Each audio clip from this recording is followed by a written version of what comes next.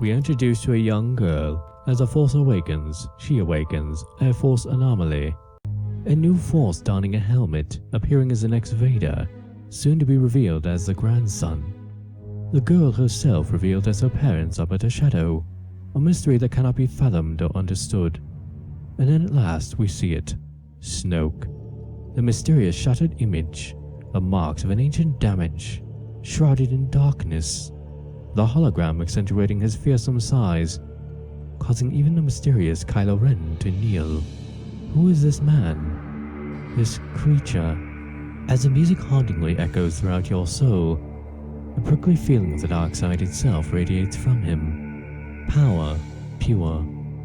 Power, almost ancient. Wise. Who is Snoke? Who is Rey?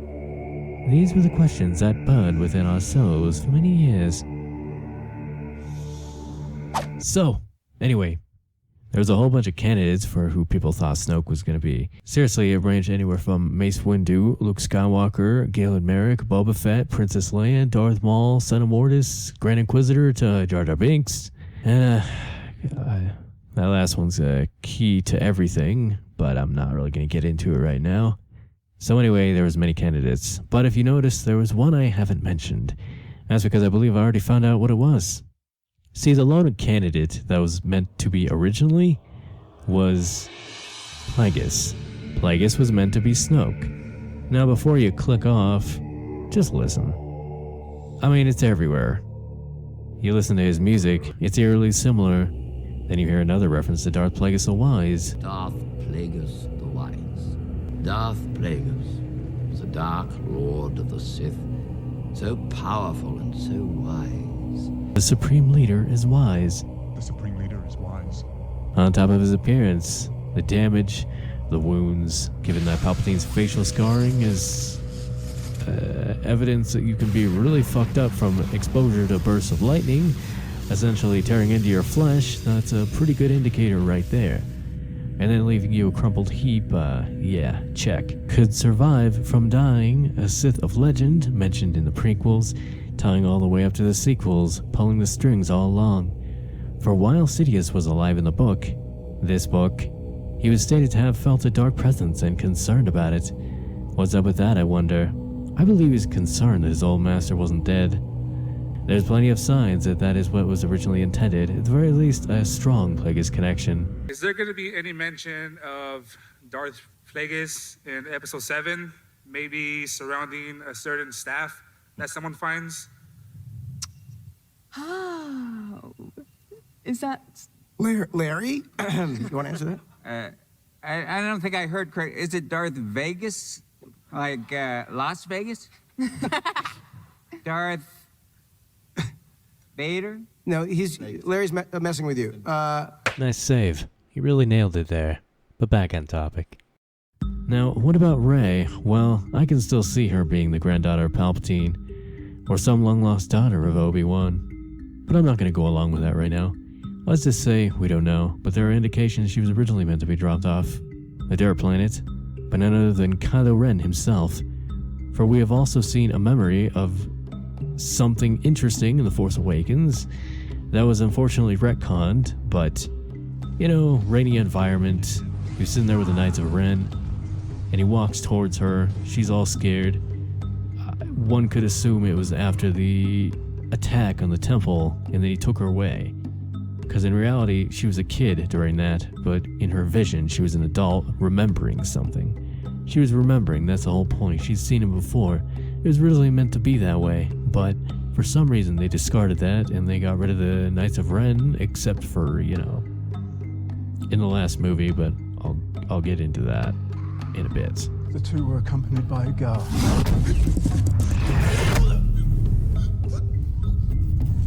Like a girl. So all this was carefully laid out and then destroyed, I believe. The one flaw of The Force Awakens, however, still being a Mary Sue. Besides her longing for her family and parents, what would you say is another weakness for Rey? I do not think that is a weakness. Think she has any just kind of inherent weaknesses or... I mean, I don't really believe in weaknesses in people. I don't buy the Mary Sue thing anyway. I find the term sexist in itself because it's Mary Sue. I don't think there's a thing called Ryan Craig. For Finn to keep up with Rey, you know, you're gonna have to know how to do some other stuff. Rebuild the Death Star 100 times bigger because, as we know, size matters, and pretty much commit like mass scale genocide to show you just exactly how evil they are so you can root against them. And Han Solo was killed. While I agree that was a bit of a moment, I'm gonna let that one slide because Harrison Ford didn't want to play him anymore. But, you know, the least they could have done is have Luke and Han Solo together one last time with Leia. Mr. Mark Hamill had some pretty good ideas. Yeah, well, I said to JJ, it's too bad that Luke and Leia can't rush to Han Solo's side. I mean, we won't be reunited, and we'll still be too late to save him, but at least we have some history between us so that when he dies, it has a tragic element that resonates into the next film, instead of having whoever was there, Finn and Rey. What have they known him, 20 minutes? Well, Chewie was there, so that's not completely fair argument. But as usual, JJ was right and I was wrong. I thought fans would object to the fact that the three of us don't all get together. They didn't seem to mind. Keep me out of it like you want till the very end. She's trying to contact me all through the movie. She is. She's unsuccessful, so she goes herself, and, you know, she's about to be abducted by two costume guards. One guard turns to the other guard, shoots the guard, takes off his helmet, and it's me. That I did get her message. I said, number one, it's a hell of an entrance. Number two, it's misdirection. They think that Leia's going to get it. And then we got to go get him. And we rush, and we're back on a Death Star, very similar, okay? We rush to his aid, and we don't alter what you want to do. But if we witness Han dying, that has so much emotional resonance that will carry into the next film. That was my suggestion. And as you see... They just listen to everything. Well, no, I told that. While The Force Awakens had problems, sort of, it's built a base to which it had a million questions, and there was a lot of mystery and potential that could be utilized with that. And the story could go many different directions, and in my opinion, it had a certain direction. And then Rian Johnson ran right in there and fecked it up, derailed the entire thing, and turned it into something entirely different. I told Brian this, it's no surprise. I said, I just fundamentally disagree with your concept of this character and how you use him. Move on to Last Jedi. When Rey meets Luke, she gives him Anakin's lightsaber. He then just tosses the lightsaber away. Essentially an artifact of the past prequels, thrown out like trash. Nice symbolism right there, isn't it? Get rid of the past, kill it if you have to. I mean, it says right in the script, forget the past, kill it if you have to. You're doing a pretty good job. I'm trying. Then we have Finn. He picked up a lightsaber and he actually wasn't too bad with it for the first time, possibly having force-sensitive potential. There's plenty of discussions about that, and there was even a discussion about Storm Pilot. I think I've just been embodying that to a certain extent. I think it was something that naturally came out with the chemistry with John and those two characters in particular. You know, I think that there were some interesting things that could have happened that maybe didn't, explicitly so. But yeah, I think often the subtextual stuff is a bit more fun to play. Hey, it could work. So he possibly has force-sensitive potential. He has a lot of potential, really. But he ends up being tossed aside for pure comedic relief, doing a side mission that really has no importance to the actual main story, and it's just to make a political statement of slavery and greed is wrong and freedom is necessary. While I would agree, it didn't really contribute anything to the story. Just wanted to play him slightly more stronger in this. I can't lie, I don't like the way they was advertising me with the blue lightsaber, and then all of a sudden, man, it just, you know, transferred, and I was just like, that on the snow. Do you know what I mean? I wanted him to be strong, because this character, for Finn to keep up with Rey, you know, you're gonna have to know how to do some other stuff. And even with the help of a shady scoundrel like Benicio del Toro, ended up just helping out and betraying them for the Empire, because their whole plan was a waste.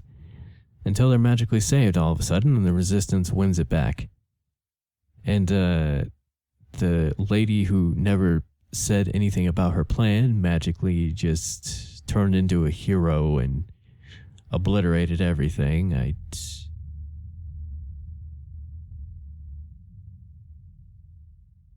what the fuck. Second part, I much enjoyed the Kylo Ren and Hux rivalry dynamic, but I think Hux was a bit too much of a joke. And Kylo, well, yeah, okay. Kylo's helmet was immediately destroyed in the first appearance. He was openly just mocked as a child in a ridiculous mask, and notice the mask sounds different. I've given everything I have to you, to the dark side. Take that ridiculous thing off. The girl I've heard so much about. I've given everything I have to you. Pull the division out. Forget the droid. We have what we need. To the dark side.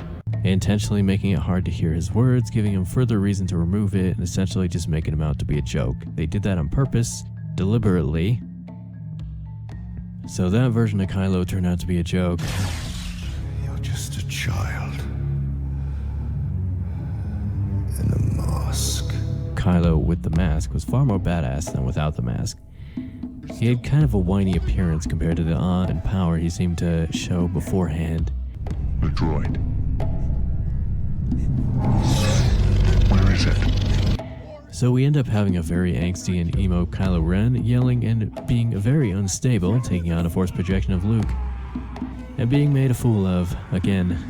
His first action after utterly humiliating and embarrassing Snoke, who by the way manipulated Kylo Ren and Rey's bond to bring them to him, showing how truly powerful he was, and yet it ultimately proved futile next to plot-induced stupidity. Also, why was Snoke acting really angsty, yelling and overly dramatic like a Saturday morning cartoon villain? On top of the fact that he was apparently in gold robes and slippers. I thought he was in a traditional black cloak. I guess not entirely, but it looked very black. I don't know. But a gold robe and slippers was not really my first idea when I thought we'd see a reveal of him.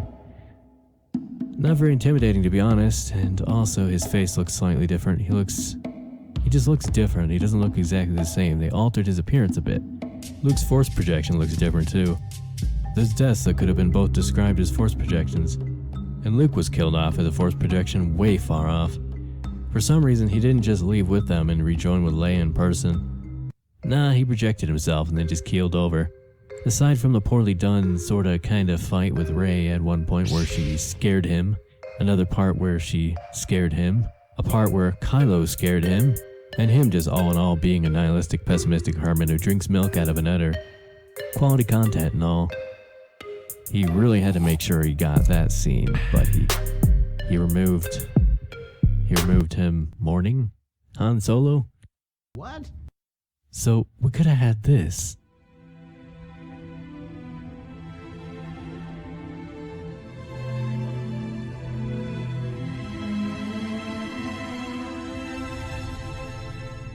But instead we had this.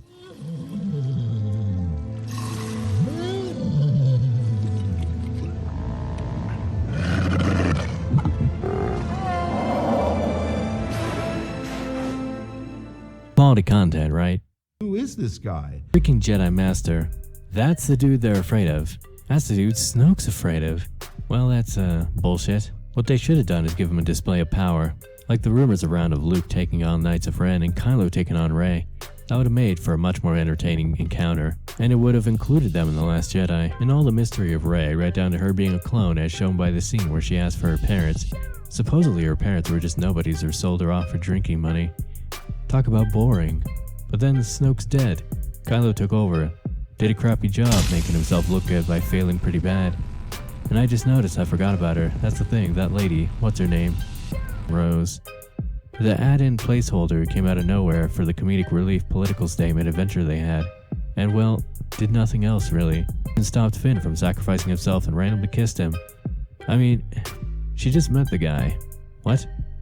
She was kind of what I'm saying is her romance was a bit forced. A bit. Just a bit. I saved you. That's how we're gonna win. Not fighting what we hate. Saving what we love. And just like that, her emotional, selfish actions have resulted in the destruction of the entire resistance base. Good stuff, right? Very logical, much wow over her little fantasy crush. But anyway, there's a mutiny of General Holdo, which was just absurdity. Maybe she should have told her plan, and maybe nothing would have happened. But no, all men are failures. Luke failed, Kylo Ren failed, Snoke failed, Han failed, Finn failed, Poe failed.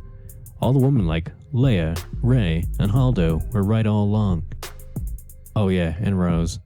Okay, totally not implying anything here. Next, okay, Rise of Skywalker. Go for Papa Palpatine. You have a collect call from Kathleen Kennedy. I gotta take this. Hold on. How's my favorite Sith? So the opening was rather sudden. You hear that literally every voice in Kylo's head, including Vader, has been the Emperor. The Emperor that even George Lucas said was dead. So the Emperor survived. How? They don't tend to say how. But why? Well, because despite the last film's efforts to divert expectations and destroy the past, JJ tried to get it back on course, only this time in a panic, bringing back the past. Bringing back Palpatine for obvious fan service to try and reignite the nostalgia in people's hearts. Also reducing Snoke to a random clone among a cloning facility. No idea why or how he has all that technology, but okay. So anyway, we're instantly shoved to Palpatine surviving. Kylo Ren has been off killing a bunch of random people and randomly found a holocron. The holocron is how we found Papa Palpatine. Oh, I'm sorry, it's a wayfinder, whatever it is. Basically, it helps you find your way exactly where the Sith ultimate threat is. Why? I don't know. So anyway, Kylo got that. Literally, Palpatine says, "You should kill Rey. Oh, by the way, I got this giant kind of fleet of old ships for you at your disposal if you want to be my apprentice. I guarantee it's a good offer. Won't regret it. I'm a great guy. You'll love it, and you'll love me as your boss." Alright, so here's where the movie just started, and it's getting ridiculous. First off, lifting a Star Destroyer through the air is literally the equivalent of lifting 100 million kilograms, so basically 200,000 tons to put this into perspective. Now this is crazy but not unbelievable for an extremely powerful Force user. Examples: Starkiller from the old Force Unleashed games could pull one out of the sky, and for his time he was considered to be OP and to even prove a nuisance to Sidious in the expanded universe. It was stronger than Vader himself, who was like 80% of Vader's power at his prime. Or at least he beat him, so he's pretty well up there.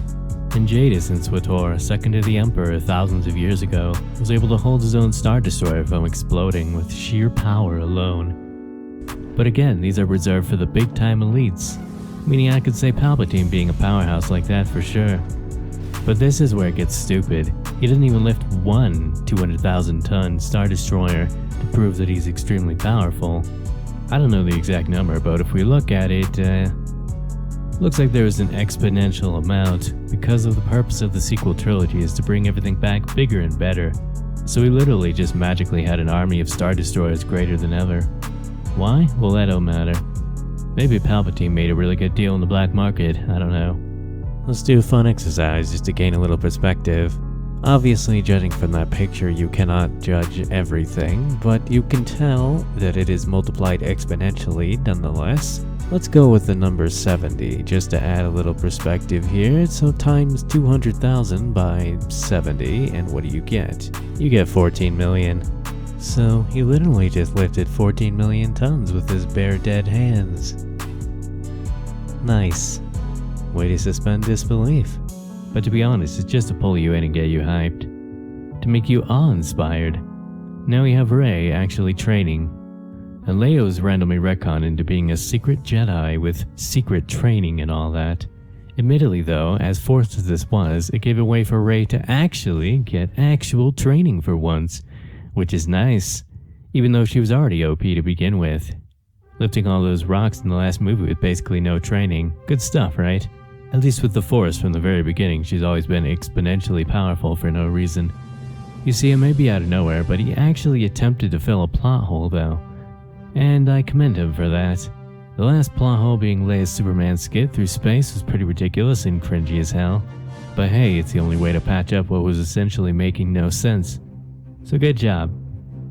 Now we get to the rest of the characters. Finn and Poe are not that important and nothing special.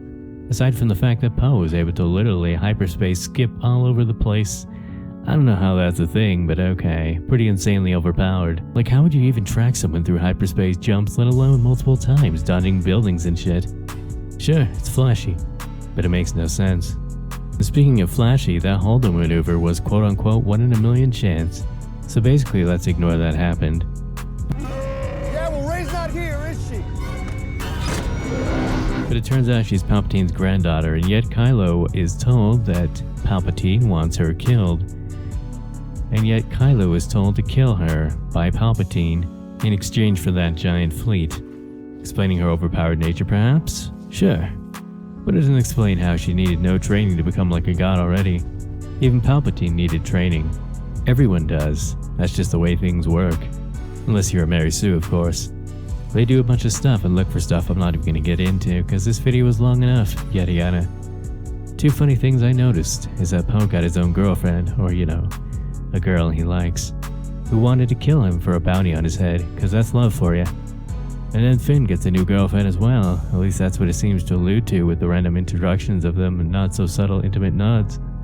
Whereas Rose is completely forgotten about, so we're pretending that awkward meaningless kiss never happened. Here we are, the big battle, the end.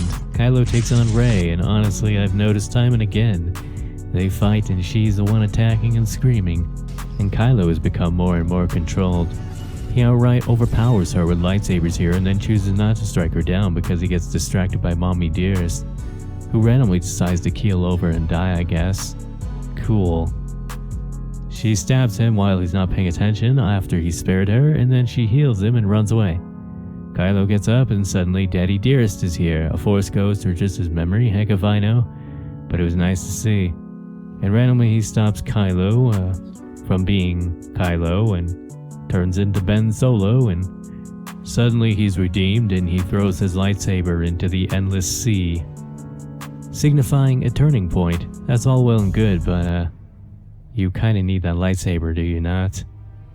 You're in the middle of a giant raging ocean and you have no weapon.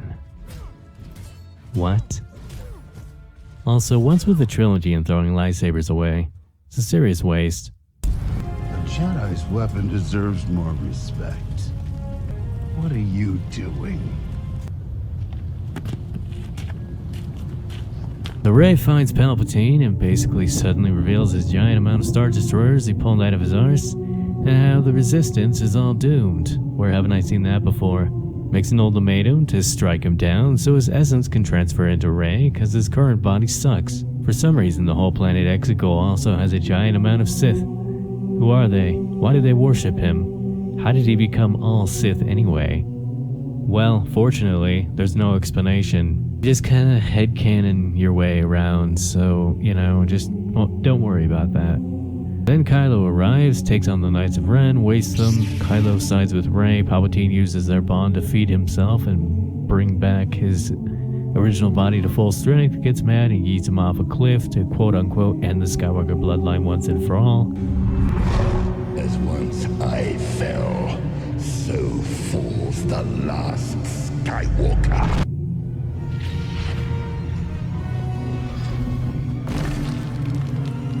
And he's gone. As if he wasn't powerful enough in his zombie state, he was now able to rejuvenate himself. And did I mention that he could obliterate all fleets with gigantic bursts of Force lightning to begin with? And we find out this is because he has the power of all the Sith. How did he get that power? What? So he's basically a Force god at this point. And then he uses the same fleet-destroying lightning at Rey, and she blocks it and reflects it back using the power of all the Jedi to destroy him instantly. And well, that's it. Done. Rey dies. Kylo climbs back up and heals her, giving us like a 1-minute Reylo segment, and then he dies because he transferred his essence to her. So that's that. Done. End of the Skywalker bloodline. They're all dead. Palpatine technically won. And Rey, the Palpatine, the Force prodigy from the very beginning, with no training, becomes the Last Jedi and takes on the Skywalker name. The end. So basically, to sum up, the entire Chosen One prophecy of Anakin destroying Palpatine was retconned, and Rey was actually the one to bring balance to the Force. Rey is the Chosen One. At least that's the impression I get. And then there's two I just now noticed that I almost forgot. The first one is Phasma. It shows how just completely unimportant she was because I completely forgot about her. who was completely wasted, by the way, just like the Knights of Ren were, barely used. And then we got Hux, who was just tossed around and immediately killed off after he was revealed to be the spy for no reason. So nothing came of that. Nothing came of him. He couldn't be part of the rebellion or anything. I don't know. It was kind of pointless. Reading about his backstory, he was always abused and stuff, and he ended up just being a joke and killed off just like that. Immediately, like in 1 second. Just instantly. Nothing. Pointless. Useless. Nobody cares. Alright, whatever. So basically, he just killed the entire Skywalker lineage and just named Rey Skywalker while the actual bloodline is dead. Neat. Cool. Alright. But there are some good elements, like Kylo I quite enjoyed. His entire journey was fascinating. Especially his mask. Really, the story was about his emotional journey more than anything. I really liked his dynamic with Vader as well, to finish what he started. I liked his potential with Rey, and I like the potential of Snoke, even the Force Spawn. I just hate where it went off course. If I had my way, I'd redo The Last Jedi and Rise of Skywalker to therefore implement the vision that JJ originally intended, or better yet, just kick it and make a new one based off George's script. But chances are that will never happen. So nonetheless, thanks for listening. It's just a mess and I can't say it enough. But it had so much potential, and it just ended up disjointed and didn't fit with each other because of different writers and things like that. Here's a lesson to take. One guy has a plan all laid out. He's laid a lot of seeds to sprout in the future. Don't take that dude's plan and give it to someone else who has his own plan. And let's take your plan a completely different direction, destroying most of the plot devices you had originally laid out in the first place. For example, Luke, the Knights of Ren, Snoke, and even Finn, who had plenty of Jedi hints, by the way. Don't give it to someone who's gonna destroy it all. And then you have to carry the angry fans on your back and frantically try to pick the pieces back up and undo that. That's ridiculous. And that's the reason why the premise was great, but the execution was terrible. Also, Kylo, or should I say Ben now, might not be dead, so I've heard. But those are theories. But hey, maybe there will be an episode 10 as someone mentioned, seeing as it did so terribly. I doubt it, but one can hope. It's such a mess, it's too much to cover. I'm done ranting though. Thanks for watching. That was a super long rant. I'm done. Screw this. I think it's just because the attitude of tossing on the go worked really well. So it's still keeping that kind of like